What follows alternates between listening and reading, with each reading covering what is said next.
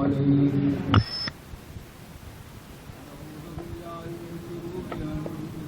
ومن سيئات أعمالنا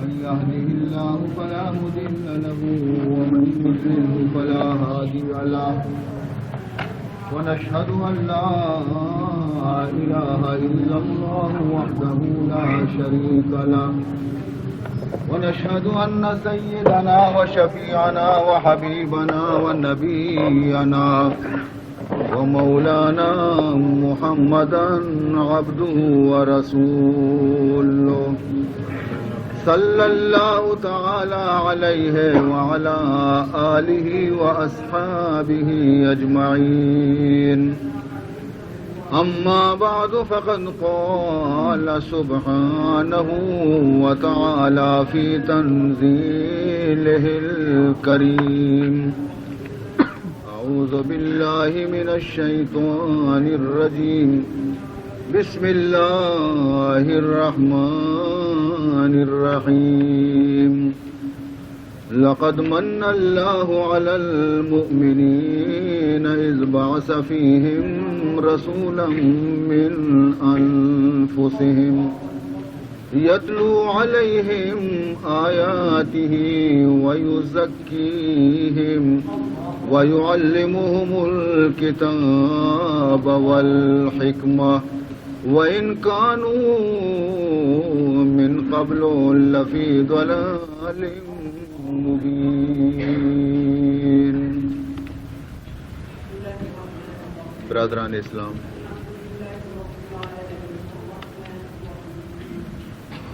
اس وقت آپ حضرات کی خدمت میں کوئی مفصل بیان پیش کرنا مقصود نہیں ہے اور نہ میری طبیعت اور صحت اس کی اجازت دیتی ہے، لیکن پھر بھی چند کلمات آپ حضرات کی خدمت میں عرض کیے دیتا ہوں. عزیز محترم، حق سبحانہ و تعالی نے اس آیت مقدسہ میں مومنین پر اپنا احسان جتلایا ہے، ایک خاص احسان جو نہ فقط مومنوں کے لیے ہے بلکہ پوری انسانیت کے لیے خدا کا بڑا احسان ہے، اور وہ احسان یہ ہے کہ اللہ تعالیٰ نے حضور اکرم صلی اللہ علیہ وسلم کو مبعوث فرمایا. آپ کے آنے سے پہلے دنیا کی کیا حالت تھی؟ جہاں آپ کو بھیجا گیا اس خطے کی کیا حالت تھی؟ الفاظ باری تعالیٰ ہیں کہ وَإِن كَانُوا مِن قَبْلُ لَفِي ضَلَالٍ مُبِينٍ، صریح گمراہی میں یہ لوگ پڑے ہوئے تھے، عقائد کے اعتبار سے، اعمال کے اعتبار سے، اخلاق کے اعتبار سے صریح گمراہیوں میں یہ سب مبتلا تھے، گرفتار تھے. وہ کون سی خرابی تھی جو ان کے اندر موجود نہیں تھی؟ وہ کون سی کمزوریاں تھیں جو ان کے اندر موجود نہیں تھی؟ شرک میں یہ مبتلا تھے، فسق و فجور میں یہ مبتلا تھے، اور اخلاقی حالت ان کی گری ہوئی تھی. عداوت اور دشمنی کا یہ عالم تھا کہ صدیوں سے ان کی تلواریں نیام میں نہیں جاتی تھی. خود غرضی کا بازار گرم تھا، ایثار اور قربانی کا نام و نشان تک نہیں تھا. اگر آپ تاریخ اسلام کے اوراق کا مطالعہ کریں تو آپ کو پوری طریقے سے اس زمانے کے حالات کا علم ہو جائے گا. حالت یہ تھی کہ انہوں نے، اس میں کوئی شک نہیں کہ یہ لوگ خدا کے منکر نہیں تھے، اللہ کو مانتے تھے، اور یہ بھی مانتے تھے کہ زمین و آسمان کا خالق اللہ ہے، خود ان کا خالق اللہ ہے. زمین اور آسمان سے رزق پیدا کرنے والا، آسمان سے بارش برسانے والا اور زمین سے کھیتیاں اگانے والا، وہ بھی اللہ کو مانتے تھے. ان باتوں میں کسی قسم کا جھگڑا نہیں تھا. ان ساری چیزوں کو اللہ کو وہ مانتے تھے، منکر خدا نہیں تھے۔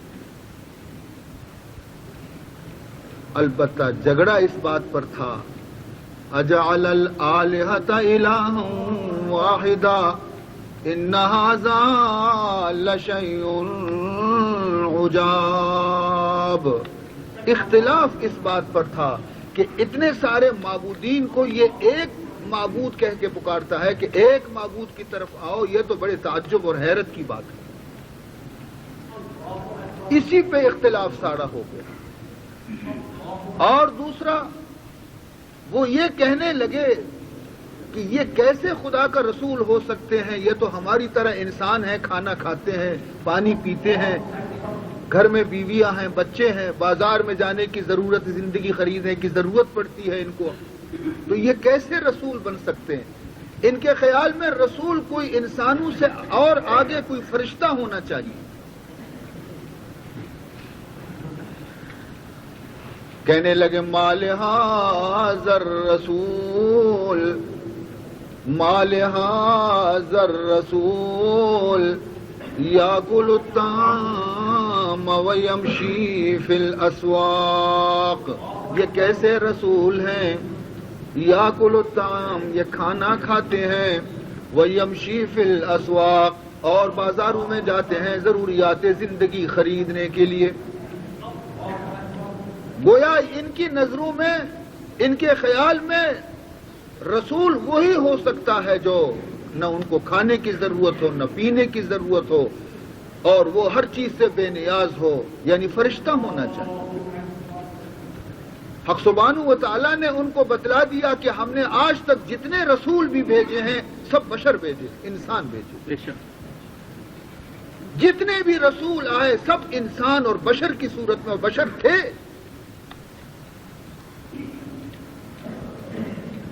اگر ہم فرشتے پہلے بھیجتے تو تم اعتراض کرتے کہ ہمارے پاس کیوں انسان کو بھیجا گیا۔ اور پھر دوسری بات ہے، فرماتے اگر ہم فرشتے کو بھی بھیجتے، وَلَوْ جَعَلْنَاهُ مَلَكًا لَجَعَلْنَاهُ بَشَرًا، اگر ہم فرشتے کو بھیجتے تمہاری پیغام، تمہارے گویا ہدایت کے لیے رسول بنا کر فرشتے کو بھیجتے، تو بھی فرشتہ اصلی حالت میں آ کر کے تمہیں تبلیغ نہیں کر سکتا تھا، اس کی اصلی صورت کو تم دیکھ نہ سکتے تھے اور تم مر جاتے تھے۔ لازماً ہم ان کو انسانی شکل دے کر کے بھیج دیتے۔ جب وہ انسانی شکل میں آتے پھر تم شک میں پڑ جاتے، خدا جانے انسان بھی ہے کہ نہیں، فرشتہ ہے بھی کہ نہیں، یہ تو انسان نظر آتا ہے۔ ہر قسم کے ہیلے حوالے یہ لوگ کرنے لگے، بہانے بنانے لگے، اور حالت کو تبدیل کرنے کے لیے تیار نہیں تھے۔ پرانی عادت چلی آ رہی تھی، بھائی پرانے رسومات سے ان کو محبت ہو گئی تھی، پرانے عقائد سے ان کو محبت ہو گئی تھی، ان کے چھوڑنے کے لیے کیسے تیار تھے؟ ہر نبی دنیا میں آیا اس کو بڑا جہاد کرنا پڑا لا الہ الا اللہ کی اشاعت کے لیے اور ان کو سمجھانے کے لیے، ہر نبی کو۔ حضرت آدم علیہ نبینا علیہ الصلوۃ والسلام سے لے کر حضور سید المرسلین صلی اللہ علیہ وسلم تک جتنے بھی انبیاء کرام دنیا میں تشریف لائے، سب نے پہلا سبق یہی پڑھایا، لا الہ الا اللہ، ایک اللہ کی بندگی کرو، ایک اللہ کی عبادت کرو، لوگوں کو بلایا۔ ان کی سمجھ میں بات نہیں آتی تھی۔ میرے محترم بزرگوں اور دوستوں، 13 برس تک جناب محمد کریم صلی اللہ علیہ وسلم نے مکہ معظمہ کے اندر صرف لا الہ الا اللہ کی دعوت دی لوگوں کو۔ آپ نے گالیاں بھی کھائیں، آپ کو پتھر بھی مارے گئے، آپ کو برا بھلا بھی کہا گیا، اور آپ کا بائیکاٹ بھی کیا گیا، شعب ابی طالب میں آپ کو محصور کیا گیا، ہر قسم کے تکالیف آپ کو دیے گئے، اور آپ کے رفقا کو جو آپ پر ایمان لائے تھے قسم قسم کی اذیتیں ان کو پہنچائی گئی۔ قصور یہ ایک مرتبہ آپ کو شہید کرنے کے درپے ہوئے اور ابو بکر صدیق رضی اللہ تعالیٰ عنہ آڑے آ گئے اور کہنے لگے کیا تم اس شخص کو کس جرم میں قتل کرنا چاہتے ہو؟ یہی کہ یہ کہتا ہے کہ میرا رب اللہ ہے، اس لیے ان کو شہید کرنا چاہتے ہو؟ کیا جرم کیا؟ کسی کو قتل کیا ہے، کسی کو برا کہا ہے، کسی کو گالی دی ہے، کسی کا مال کھایا ہے؟ حالانکہ یہی لوگ تھے جب تک ہمارے پیارے رسول صلی اللہ علیہ وسلم صرف محمد بن عبداللہ تھے. آپ صرف محمد ابن عبداللہ تھے، یعنی 40 سال کی عمر تک محمد ابن عبداللہ کے نام سے آپ کو یاد کیا جا رہا تھا. اس وقت تک سارے انہی لوگوں نے آپ کو سر پہ بٹھایا، آپ کی عزت کی، آپ کو امین کا لقب دیا، صادق کا لقب دیا، اور آپ کے فیصلے کو سب قبول کیا کرتے تھے. پھر یک لخت کیا تبدیلی آ گئی کہ سب آپ کے دشمن ہو گئے. بس صرف یہی کہ محمد ابن عبداللہ سے جب آپ محمد رسول اللہ ہو گئے تو بس سب نے ساتھ چھوڑ دیا، دشمن بنا. عزیزان محترم، وہ محمد کو اب تو مانتے تھے خدا کا، مگر رسول نہیں مانتے تھے. عبدہ و رسول، عبد وہ مانتے تھے مگر رسول نہیں مانتے تھے. اور آج کیا ہو رہا ہے کہ رسول تو مانتے ہیں مگر عبد نہیں مانتے. اشہد ان لا الہ الا اللہ واشہد ان محمدا عبدہ ورسولہ. میرے محترم بزرگوں اور دوستوں، شرابیں اس قدر وہ پیتے تھے کہ پانی کے بدلے میں مٹکوں میں شراب ہوتا تھا. جوا اس طرح کھیلتے تھے، اس قدر جواری تھے بڑے سخت کہ جب مال جوئے میں سب ہار جاتے تھے تو بیوی کو بھی داؤ پہ لگا کے ہارتے تھے. اتنے کٹر جواری تھے، اتنی حالت تھی ان کی گری ہوئی، اور دوسروں کے منہ کا نوالا چھین کے اپنے پیٹ میں ڈالنے والے تھے. ایثار اور قربانی کو نہیں جانتے تھے یہ لوگ. یہ ایک دلال مبین کی کچھ جھلکیں ہیں میں آپ کو دکھا رہا ہوں. اور حیا کا یہ عالم تھا کہ بیت اللہ کے طواف کے لیے جب یہ نکلتے تھے اور آتے تھے حرم کعبہ میں، مرد اور عورتیں ننگے مادرزاد ننگا ہو کر کے بیت اللہ کا طواف کیا کرتے تھے. بجائے اللہ کو یاد کرنے کے سیٹیاں بجاتے تھے، تالیاں بجاتے تھے، بجائے اللہ کا ذکر کرنے کے طواف کی حالت میں سیٹیاں بجا بجا کے طواف کرتے تھے، تالیاں بجا بجا کے طواف کرتے تھے. وما كان صلاتهم عند البيت الا مكاء وتسلية. فرماتے ہیں کہ ان کا بیت اللہ میں ان کی عبادت اور ان کی بندگی کا یہ عالم تھا کہ وہ سیٹیاں بجاتے تھے اور تالیاں بجاتے تھے اور کہتے تھے یہی ہماری عبادت ہے. اب ایسی قوم کے اندر اللہ نے حضور اکرم صلی اللہ علیہ وسلم کو بھیجا. نبی بھی کیسے نبی؟ جتنے نبی پہلے آئے تھے وہ کسی خاص زمانے کے لیے، کسی خاص قوم کے لیے، کسی خاص جگہ کے لیے، کسی خاص قریے کے لیے اللہ تعالیٰ نے اس کو بھیجا تھا. اس کی مدت رسالت محدود تھی، ان کا دائرہ کار محدود تھا.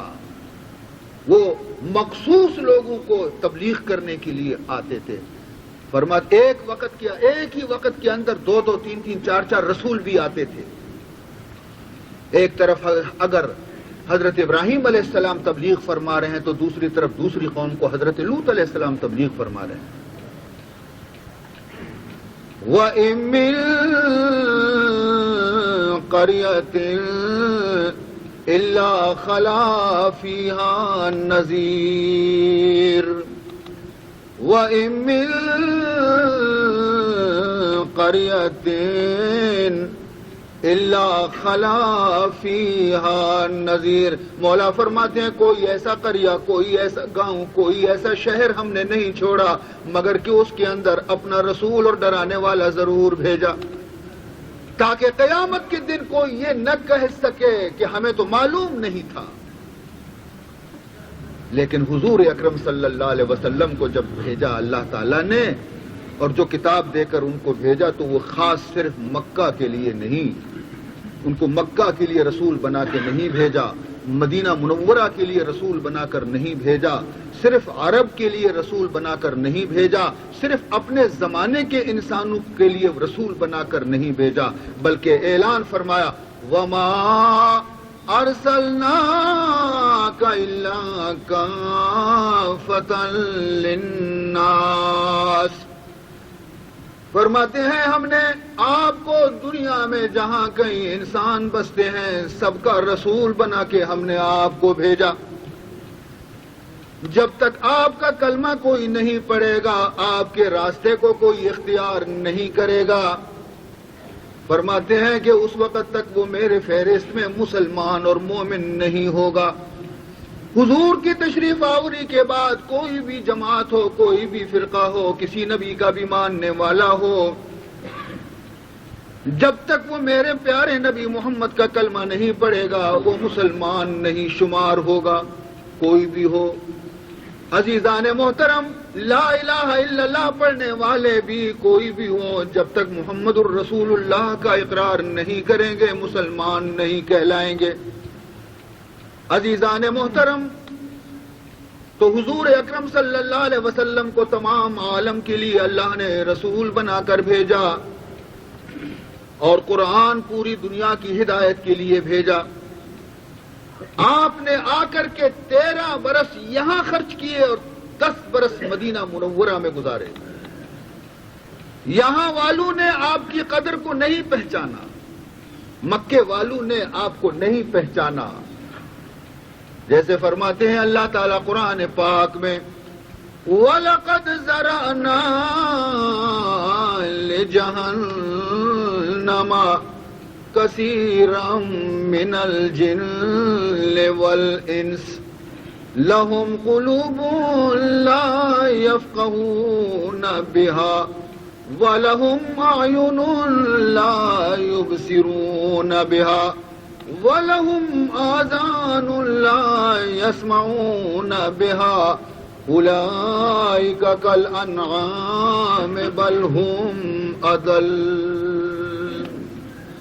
فرماتے ہیں کہ ہم نے جہنم کے لیے بہت سارے انسانوں اور جنات کو پیدا کیا ہے۔ ان کی پہچان یہ ہے کہ ان کو دل ہوتے ہوئے لاشعور ہوتے ہیں، آنکھیں ہوتے ہوئے بھی اندھے بنے ہیں، کان ہوتے ہوئے بھی بہرے بنے ہوئے ہیں، اور ایسے لوگ جو ہے وہ چارپائیوں سے بھی بدتر ہیں کہ انہیں ہدایت نصیب نہیں ہوتی۔ آنکھ رکھتے ہوئے بھی ابو جہل اندھا تھا، محمد کو نہیں پہچانا صلی اللہ علیہ وسلم۔ کان ہے مگر قرآن حضور سنا رہے ہیں اور انہیں کچھ سنائی نہیں دیتا، بلکہ دوسروں کو بھی منع کرتے ہیں کہ محمد کے زبان سے قرآن مت سنو۔ وَقَالَ الَّذِينَ كَفَرُوا لَا تَسْمَعُوا لِهَذَا الْقُرْآنِ وَالْغَوْا فِيهِ لَعَلَّكُمْ تَغْلِبُونَ۔ کافروں نے کہا کہ اس قرآن کو مت سنو، اور اگر یہ زبردستی سنانا چاہے تو تم اس کے اندر شور مچایا کرو، اس قسم کی حرکت کیا کرو، آوازیں پیدا کرو جو قرآن کی آواز دب جائے اور کسی کے کان میں نہ پہنچے۔ انہوں نے لاکھ کوشش کی، اور لیکن عزیزان محترم یہ تو نزدیک والے تھے، یہ تو بے خبر رہے، مگر دور رہنے والے باخبر ہو گئے، دور رہنے والے باخبر ہو گئے۔ انہوں نے قدر نہیں پہچانا سرکار دو عالم صلی اللہ علیہ وسلم کا۔ مدینے والوں نے دعوت دی کہ حضور آپ ہمارے پاس تشریف لائیں۔ انہوں نے قرآن پاک سن سن کے اس پر عمل نہیں کیا، ہدایت کا دروازہ نہیں کھلا، مگر ایک آیت نے، ایک 3-4 آیتوں نے نقشہ بدل دیا شاہ حبش کا۔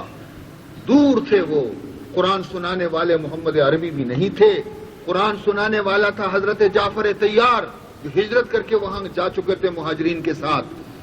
جبکہ شکایت کی مکے کے لوگوں نے، مکے والوں کا وفد چلا گیا تھا شاہ حبش کے پاس، تحائف لے کر پہنچا تھا کہ ہمارے کچھ مجرم ہیں، وہ جرم کر کے تمہاری پناہ میں آئے ہیں، ہمارے مجرمین کو ہمارے حوالے کر دو۔ وہ بڑا دانا بادشاہ تھا، ان کے تحائف کو دیکھ کر کے وہ ان کی طرف مائل نہیں ہوا، کہنے لگا ذرا میں ان کو بلا کے پوچھوں بھائی معاملہ کیا ہے، کون سا جرم تم نے کیا ہے کہ تمہارے اہل وطن تم کو لینے کے لیے آئے ہیں۔ جب ان کو بلایا گیا اور وہ بھی بیٹھے ہیں، تو حضرت جعفر طیار کھڑے ہو گئے، ان سب کی طرف سے یہ کہنے لگے کہ ہمارا جرم کیا تھا؟ سنو شاہ حبش نجاشی، ہم گمراہ تھے، ہم مشرک تھے، ہم بے دین تھے، ماں اور بہن کی ہم میں تمیز نہیں تھی، ہم درندہ صفت بن گئے تھے، ہم جہنم کے کنارے تک پہنچ گئے تھے، خدا کی رحمت کو جوش آ گیا، ہم پر رحم فرمایا، اس نے اپنے پیارے رسول محمد مصطفیٰ صلی اللہ علیہ وسلم کو بھیجا، انہوں نے ہم کو سچا راستہ بتایا، صحیح راستہ بتایا، صحیح دین ہمارے سامنے رکھ دیا، ہمیں وہ دین پسند آ گیا اور ہم نے اسے قبول کر لیا، اسی وجہ سے اہل وطن ہمارے دشمن ہو گئے، اتنا ہمیں ستایا کہ ہم وہاں رہ بھی نہیں سکے، سر چھپانے کے لیے تمہارے علاقے میں آئے ہیں۔ شاہ حبش نے جب یہ سنا پھر پوچھا کیا وہ کوئی کتاب بھی لائے ہیں؟ انہوں نے کہا ہاں، قرآن مقدس، چند آیتیں سنا سکتے ہو مجھے؟ انہوں نے کہا ضرور، سنا۔ تو انہوں نے سورہ مریم کی تلاوت شروع کی۔ جب سورہ مریم کی چند آیتیں تلاوت کی جس میں حضرت مریم کے احوال، حضرت عیسیٰ علیہ السلام کے حالات یہ جو بیان کرنے لگے، یہ تو پڑھ رہے ہیں اپنے وجد کے اندر، اسے معلوم نہیں کہ یہ جو نجاشی اور اس کے رفقا ہیں ان کے داڑھی بھیگ گئے ہیں آنسوؤں سے، قرآن سنتے سنتے آنکھیں سوج گئی، رو رہے ہیں، اللہ اکبر، سب رو رہے ہیں، کوئی ایسا درباری نہیں کہ جس کے آنکھوں میں آنسو نہ ہو، خاموش ہو گئے۔ ان کا ذکر اللہ تعالیٰ نے قرآن پاک میں 7ویں پارے میں کیا ہے۔ مولا فرماتے ہیں وَإِذَا سَمِعُوا مَا أُنزِلَ إِلَى الرَّسُولِ تَرَى أَعْيُنَهُمْ تَفِيضُ مِنَ الدَّمْعِ مِمَّا عَرَفُوا مِنَ الْحَقِّ۔ مولا فرماتے ہیں کہ جب ان لوگوں نے اس کتاب کی آیتوں کو سنا جو ہم نے اپنے رسول پہ اتارے ہیں، یعنی قرآن پاک، اے مخاطب تو دیکھ رہا ہے کہ ان کی آنکھوں میں آنسو بہ رہے ہیں، شدت کے ساتھ آنسو نکل رہے، کیوں؟ اس لیے کہ انہوں نے حق کو پہچان لیا، روشن ہو گیا حق۔ تو انہوں نے کہا کہ بھائی، وفد سے کہا کہ ہم ان کو تمہارے حوالے نہیں کر سکتے، تم یہ خود جانا چاہیں تو ہم روکیں گے نہیں، مگر تم زبردستی نہیں لے جا سکتے۔ یہ وہی ناموس ہے جو انجیل میں موجود ہے، یہ وہی چیزیں ہیں جو عیسیٰ علیہ السلام لائے ہیں، یہ وہی بات ہے جو موسیٰ علیہ السلام لائے ہیں، کوئی فرق نہیں، ایک ہی دین ہے، ایک ہی راستہ ہے، وہاں سے آیا ہے۔ دین پسند آ گیا نجاشی کو اور وہ مسلمان ہو گئے۔ سبحان اللہ۔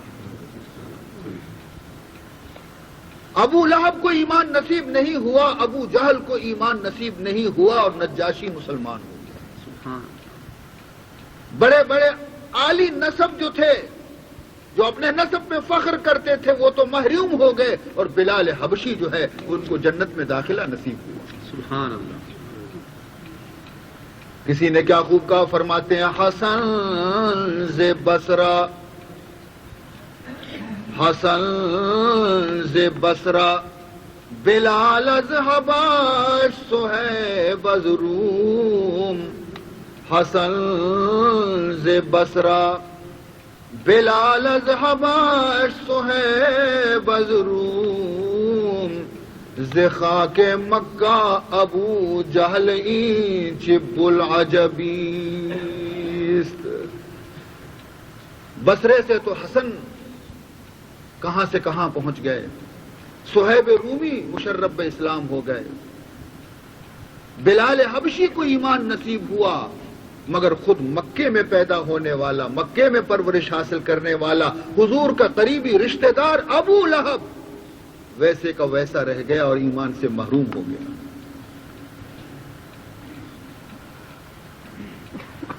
حضرت ابو طالب حضور کے چچا ہیں،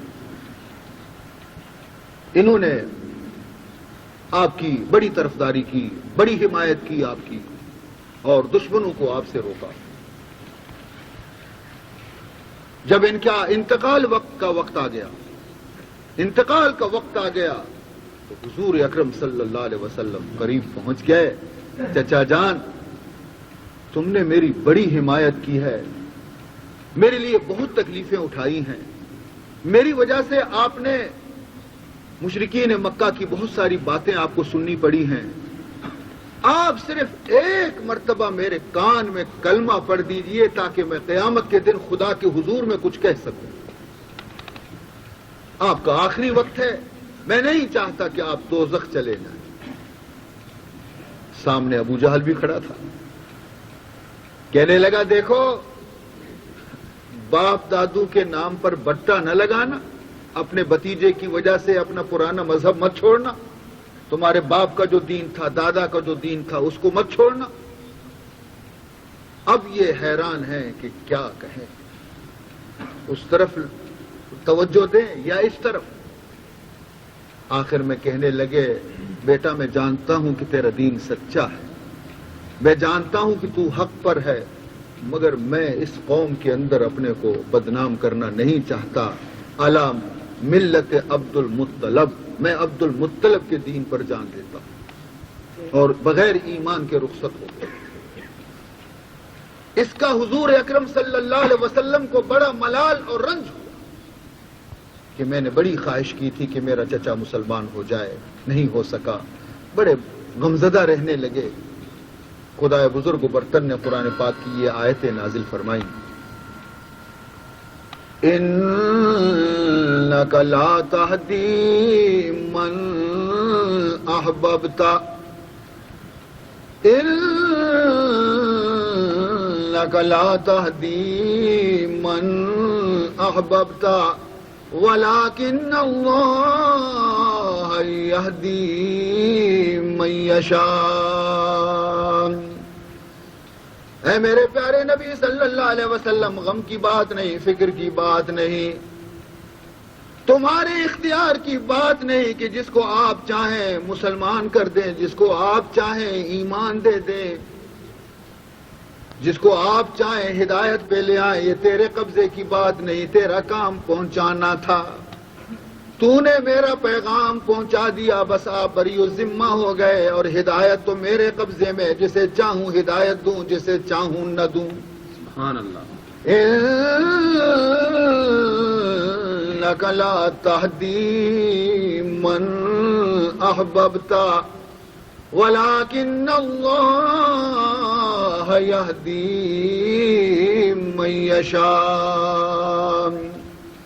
لوگ سرگردان تھے، خدا کو چھوڑ کر کے ہر دروازے پہ سر رکھنے والے تھے، اولادیں غیروں سے مانگتے تھے، درختوں کی پوجا ہوتی تھی، بتوں کی پوجا ہوتی تھی، ان کے پیچھے پڑے ہوئے تھے یہ لوگ. اب ان کو یہاں سے چھین کر کے لے آنا، راہ ہدایت پہ لے آنا بڑا مشکل کام تھا. عزیزان محترم، اللہ تعالیٰ نے قرآن مقدس کے ذریعے سے ایسے انداز میں ان کو سمجھانا شروع کیا کہ ان میں جو باشعور انسان تھے وہ مسلمان ہو گئے. مولا فرماتے ہیں کہ اولاد مانگنے اللہم مالک الملک تؤتی الملک من تشاء وتنزع الملک ممن تشاء وتعز من تشاء وتذل من تشاء بیدک الخیر انک علی کل شیء قدیر. عزت دینے والا بھی وہی ہے، ذلیل کرنے والا بھی وہی ہے، بلند کرنے والا بھی وہی ہے، پست کرنے والا بھی وہی ہے. سب اسی کے اختیار میں ہے، اسی کے دروازے سے سب کچھ ملے گا.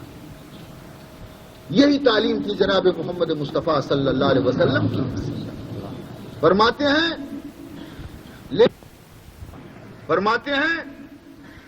للہ ملک السماوات والارض یخلق ما یشاء یہب لمن یشاء اناثا ویہب لمن یشاء الذکور او یزوجہم ذکرانا واناسا ویجعل من یشاء عقیما.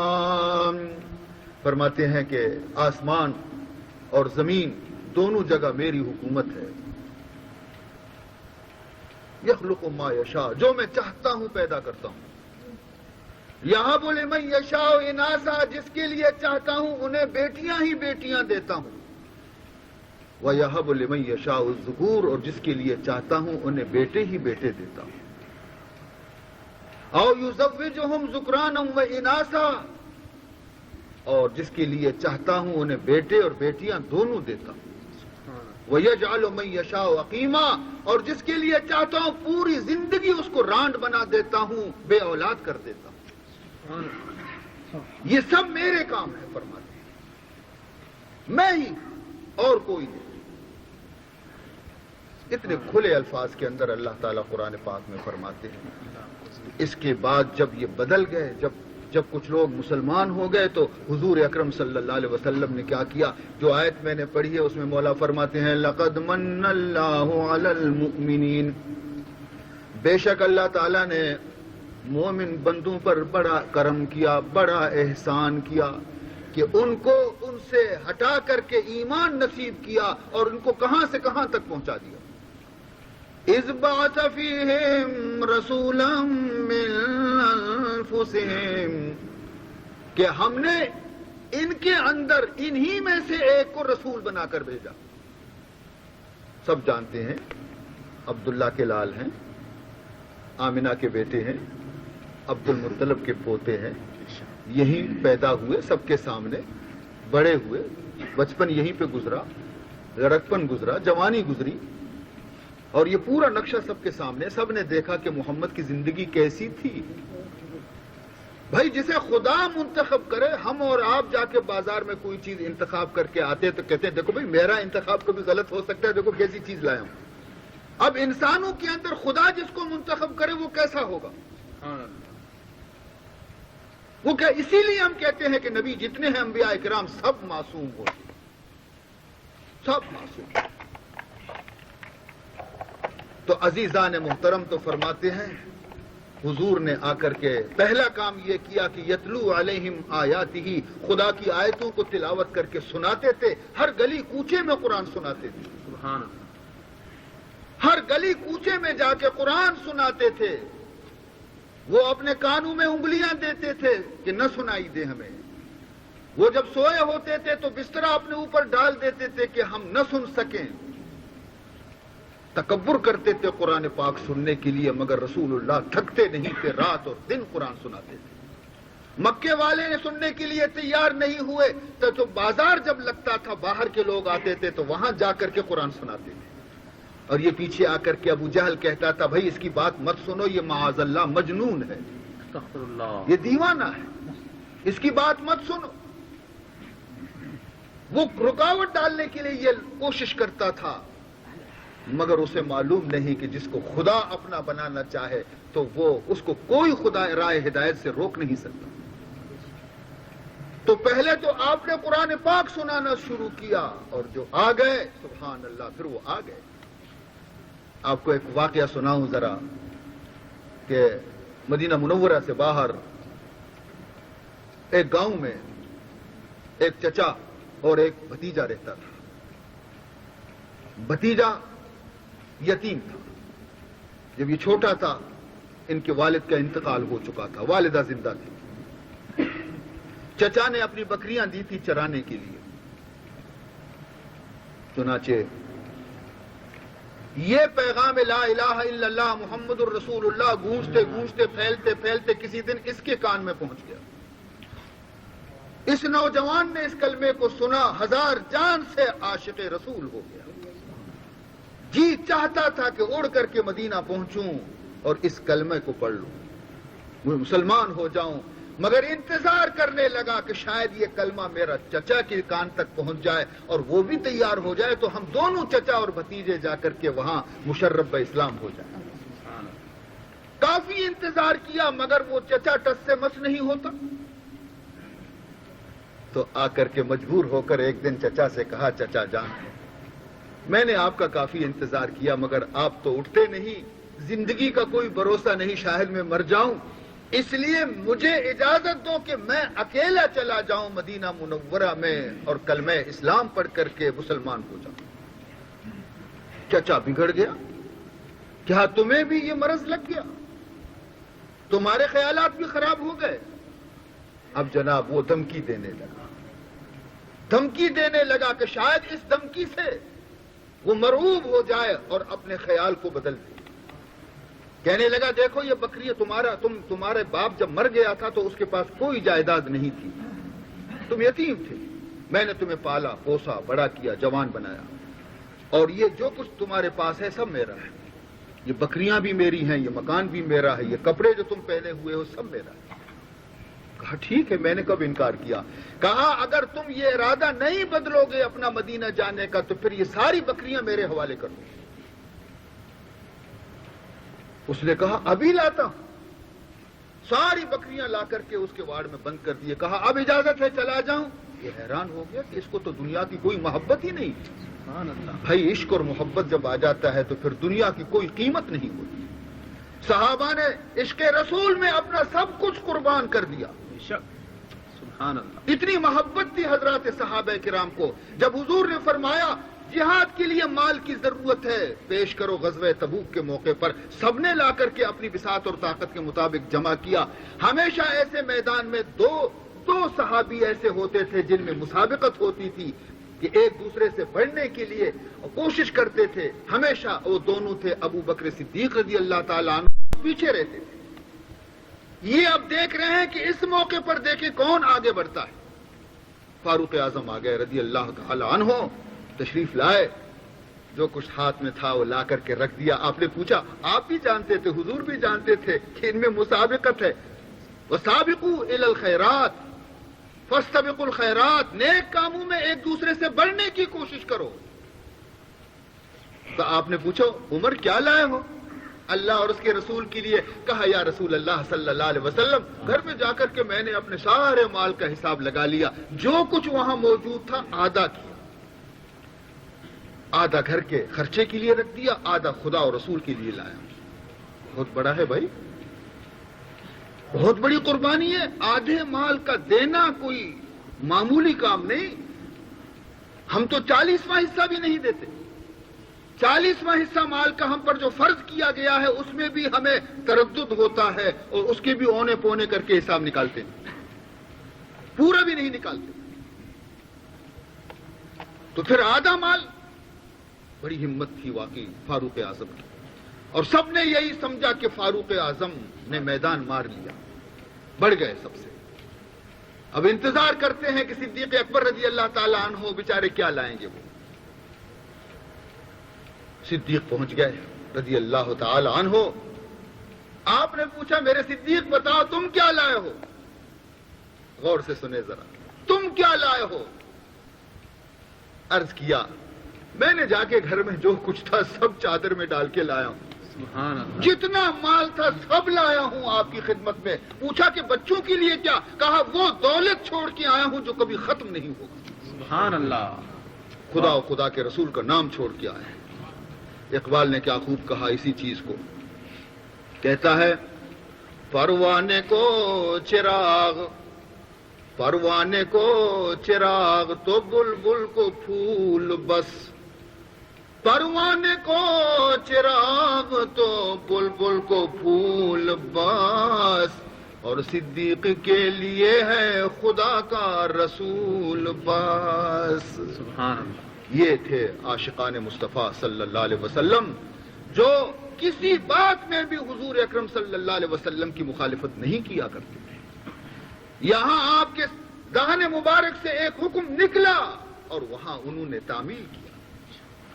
حکم بھی یہی ہے خدا کا قرآن پاک میں، یا ایھا الذین آمنوا استجیبوا للہ وللرسول اذا دعاکم لما یحییکم واعلموا ان اللہ یحول بین المرء وقلبہ۔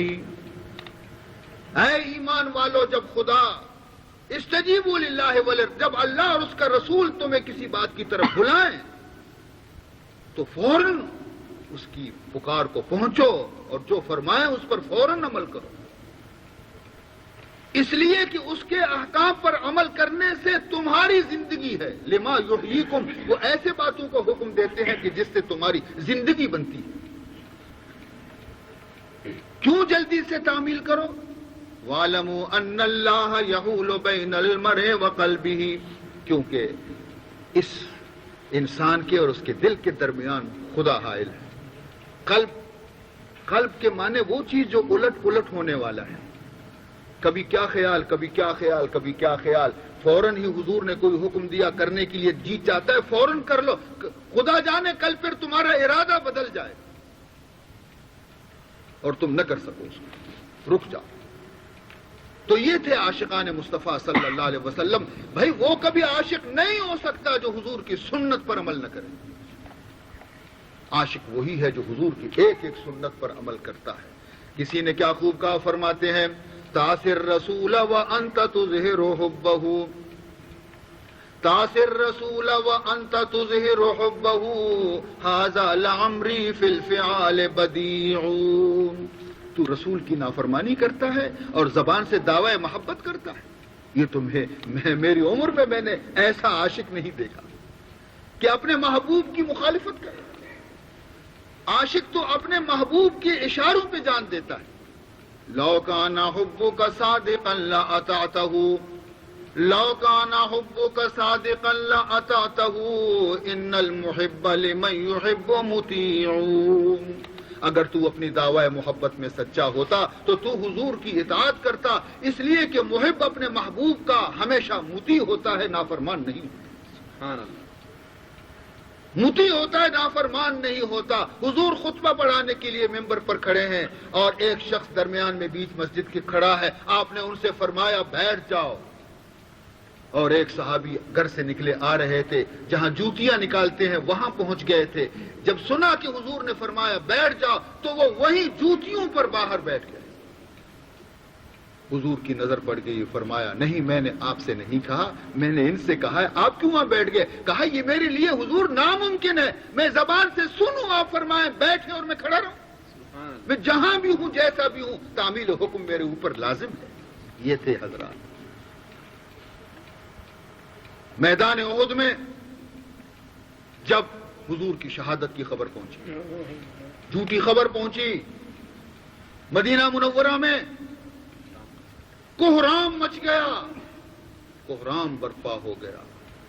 عزیزان محترم، کچھ عورتیں باہر نکلی کہ ہمیں صبر نہیں آتا کہ ہم یہاں رہیں جب تک کہ کوئی قاصد آ جائے، ہم جا کر کے خود وہاں حالات کو دیکھیں گے، معلوم کر لیں گے.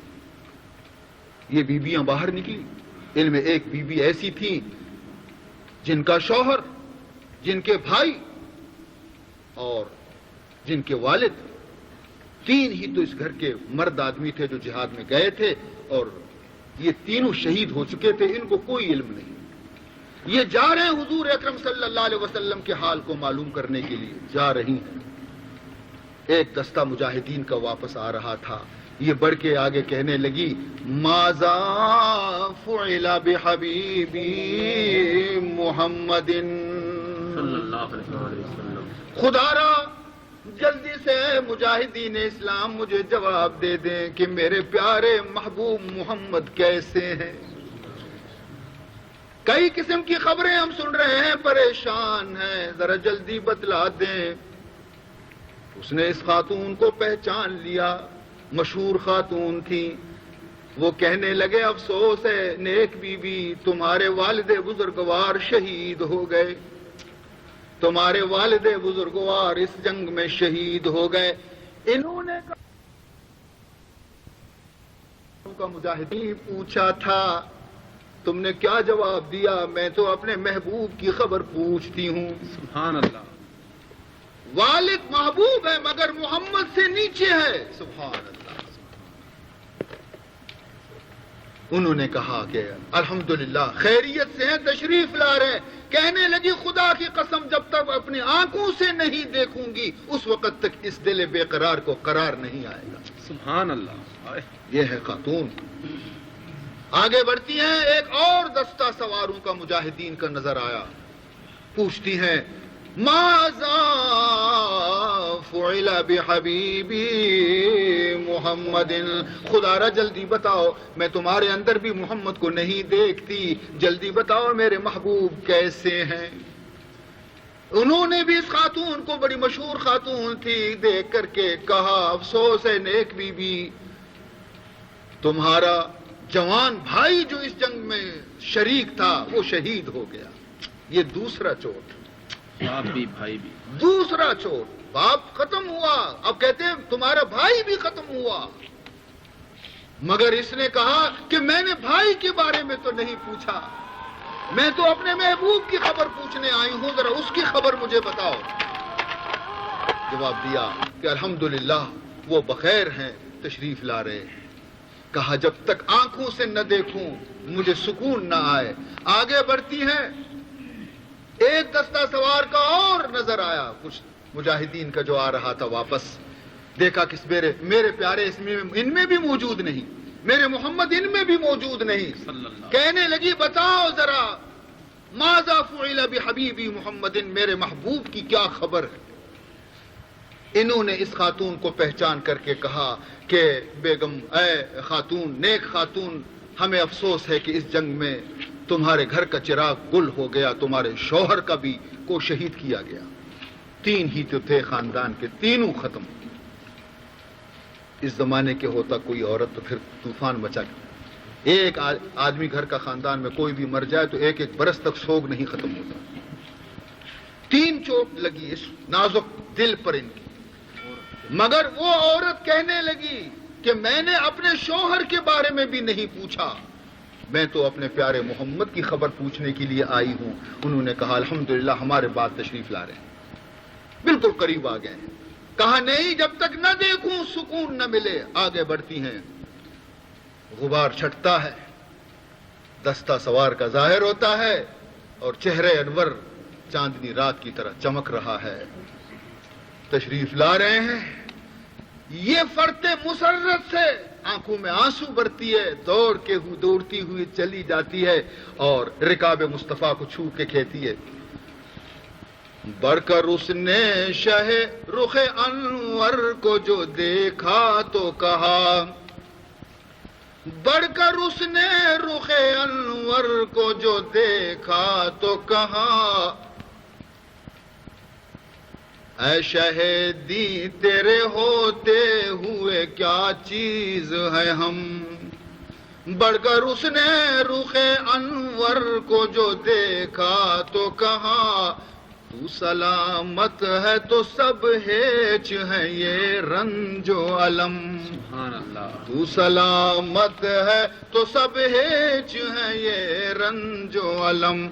میں بھی اور باپ بھی، شوہر بھی، برادر بھی فدا، میں بھی اور باپ بھی، شوہر بھی، برادر بھی فدا، اے شہیدی تیرے ہوتے ہوئے کیا چیز ہے ہم۔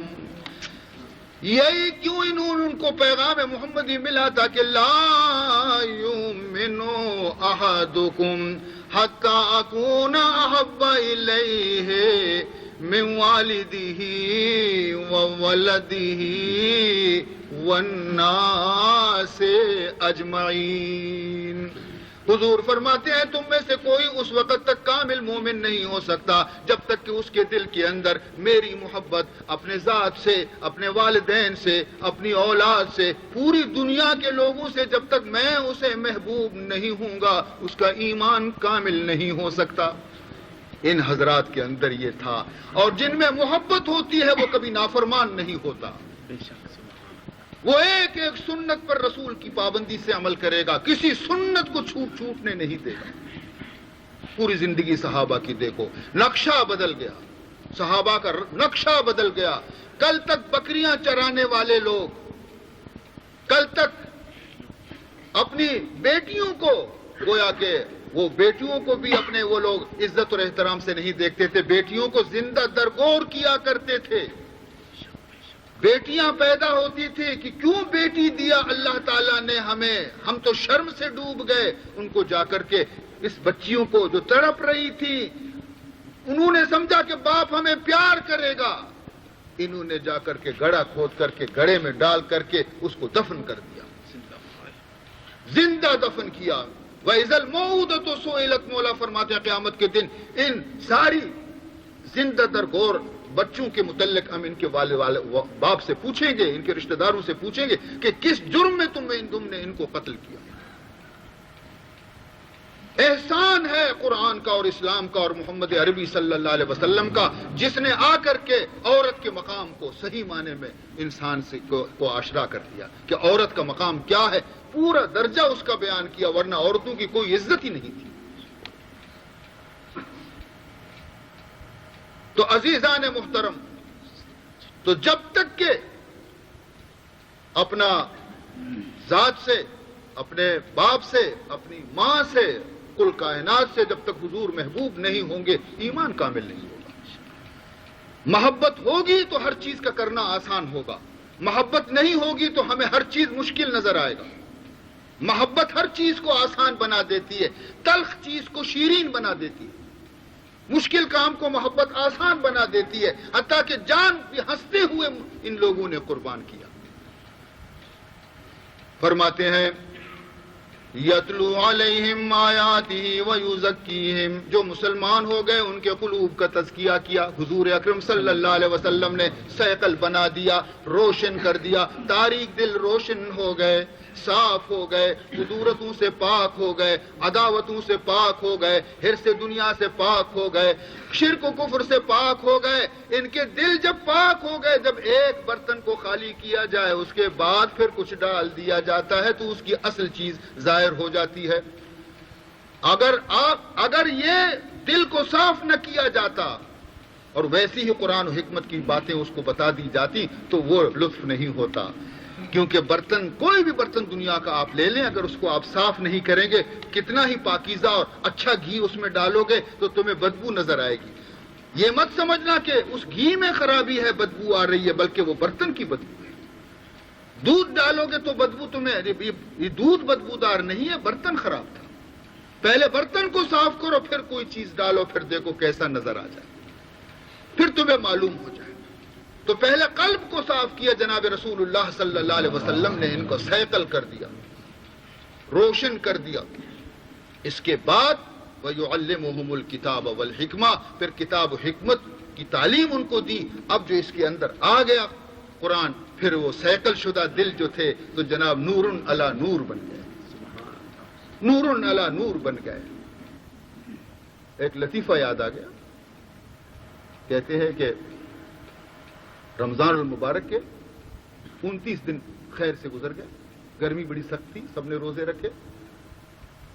اب شام کو مغرب کے وقت سب کی آنکھیں متلاشی ہیں کہ چاند نظر آئے، کل عید ہو جائے تو کم از کم یہ ایک روزہ بچ جائے ہمارا، ہم عید کر لیں، گرمی سے بچ جائے۔ ویسی بھی عادت ہے انسان کی کہ عید کے چاند کو ذرا بہت تلاش کرتے ہیں، دیکھتے ہیں، رمضان کے چاند کو اتنا نہیں دیکھتے۔ باہر مرد سب دیکھنے لگے اور گھروں کے اندر عورتیں دیکھنے لگی، بھئی چاند کو دیکھو، چاند کو دیکھو، سب دیکھنے لگی۔ اتفاقاً ایک عورت کی نظر پڑی، کہا ہاں بولو مبارک ہو، وہ چاند ہے، وہ چاند نظر آئے، مبارک ہو، کل عید ہے، یہ پہلی رات کی چاند ہے، ذرا نیچے ہے، جلدی غائب ہو جائے، آؤ بہنوں دیکھو جلدی۔ ایک عورت اپنے بچے کو پاخانہ کرا رہی تھی۔ عورتوں کی عادت ہے کہ بچوں کو اپنے پاؤں پہ بٹھاتی تاکہ وہ پاخانہ کر لے۔ اس نے دیکھا کہ چاند کہتے غائب ہو جائے گی، میں تو دیکھنے سے محروم رہوں گی، جلدی سے اس بچے کو آدھا ادھر ادھر کر کے صاف کیا، آدھا چھوڑ دیا، آ کر کے کہنے لگی کہاں ہے بہن، چاند کہاں ہے، مجھے بھی تو دکھاؤ۔ کہا وہ دیکھو وہ درخت ہے، وہ کھجور کی شاخ ہے، اس کے دائیں طرف۔ تو عورتوں کی عادت ہے وہ بات کرتے وقت ہاتھ کی انگلیاں اپنے ناک پہ رکھ دیتی، تو اس نے اس کی انگلی بھی ناک پر رکھی ہوئی تھی، بڑی مشکل سے اس نے دیکھا وہ چاند نظر تو آ گیا، مگر بہن یہ اس دفعہ عید کی چاند بڑی سڑی ہوئی بدبودار ہے، یہ سڑی ہوئی ہے، بہت بدبو ہے، اتنی بدبو میرا تو دماغ پھٹ رہا ہے۔ بدبودار عید کی چاند، عید کا چاند کیسے بدبودار؟